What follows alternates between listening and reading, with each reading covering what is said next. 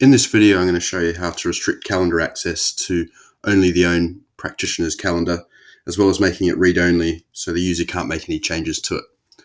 So the first thing that you need to do is go to the user in question. So on this example, I'm going to be using Shane Warne, and he's a practitioner with a role of associate. So every single user has a role, and these roles you can create yourself. So if I go in and edit Shane, and I go to his security and communications, you'll see that his security role is an associate.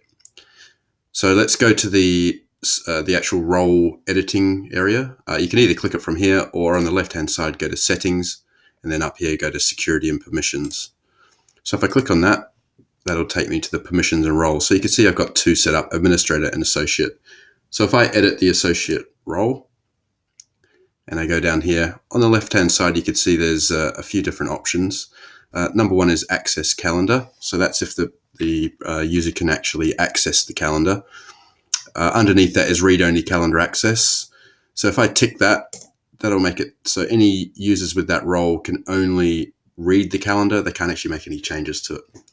I also want Shane to only be able to access his own appointments. So if I click this option here and I click save role, what that will mean now is when Shane logs in, he will only be able to see his own calendar and have read-only access to it. So let's log out as myself and log in as Shane to show you what that looks like.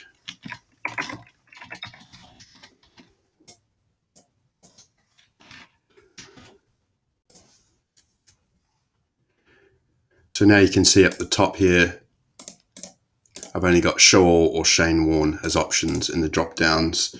So I can't access anybody else's calendar. So I can have that on a work week. Now, if I hover over this patient here, I can see that. I can't drag appointments. I can't resize the appointments. If I click on the appointment, I can't make any changes, so I can't cancel it. I can't reschedule it, etc. And then if I try and make an appointment or create a block out, I also can't do that. So if I'm clicking on the calendar, I can't do anything. So that's as easy as that to restrict the calendar access for your associates.